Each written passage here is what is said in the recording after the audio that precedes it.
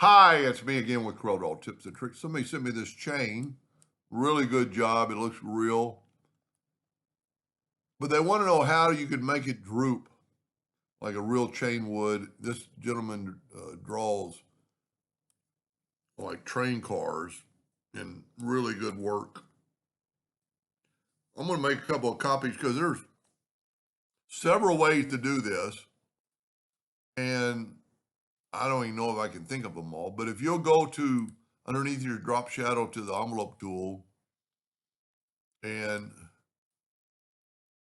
grab it and grab these two nodes and go like double arc, and those two nodes are moved. Well, I had them both selected, and if you just move it down, they both come. And it's not perfect. So this is kind of like maybe the hardest part. I would take away that node, and you can't really do it to this one. So you have to do one at a time. So I would go maybe the bottom one and right click and, well, I wonder if we'd go symmetrical. Nope. Ha, cool look though. I'm trying to get right. There's the handle way out there. So I'm going to move this handle down. Now it's going to deform the chain, but we can just bring this down now, kind of making that line. So there's one way to do it. The other way to do it would be to take this chain and boy, that's really little. Let's make it with the ratio lock, let's make it 2 inches. And then let's take an arch, a 3-point curve. I'm going to make it shorter, but I'm going to kind of give it an arch. Now, I'm going to turn that into a hairline. It really doesn't matter. I want to know how long this arch is. So I'm going to go to Windows, Dockers, and Objects. And, well, you know what? I need to go to Windows, Objects, and Properties. And right here, you get a squiggly line. So that line is 1.91. So easiest thing to do, and this, you don't have to do this, but it keep from the chain to be deformed. I'm going to go 1.91. Now I'm going to take my artistic media tool and I'm going to go right here where it says save. And I'm going to just call this 1, 2, 3 chain. You, if you ever have to look it up, I don't ever use them again. So now that it's saved, and wait just a second for that pencil to come up and put it on that line. Now you have to go up or down. There's a chain without much distortion.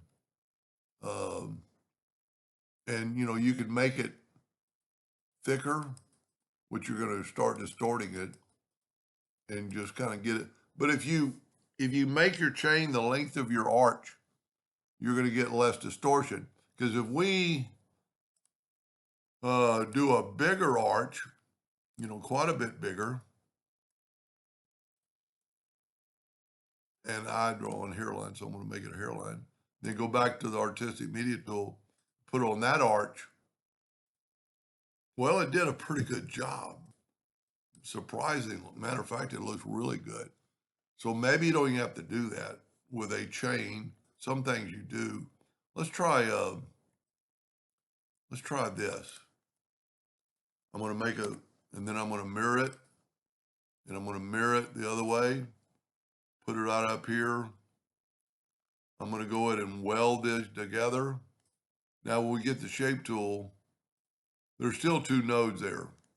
So for this really to work good, select those 2 nodes, go up to Windows, Dockers, and Join Curves, and just hit apply. Now you just got 1 node. Now let's see if that artistic media tool will work on this.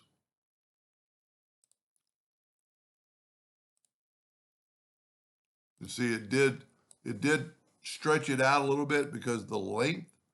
So I guess you can only go so far. But if we make it a little bit thicker, You can do anything you want to with it, with artistic media. Matter of fact, you don't even have to pre-draw the line. You could, now this is where you're going to mess it up. If your hand's a little shaky and you get a bad part at the front, and see, I went faster or something, so it doesn't always work. But anyway, I hope that answered his question, and thank you for watching.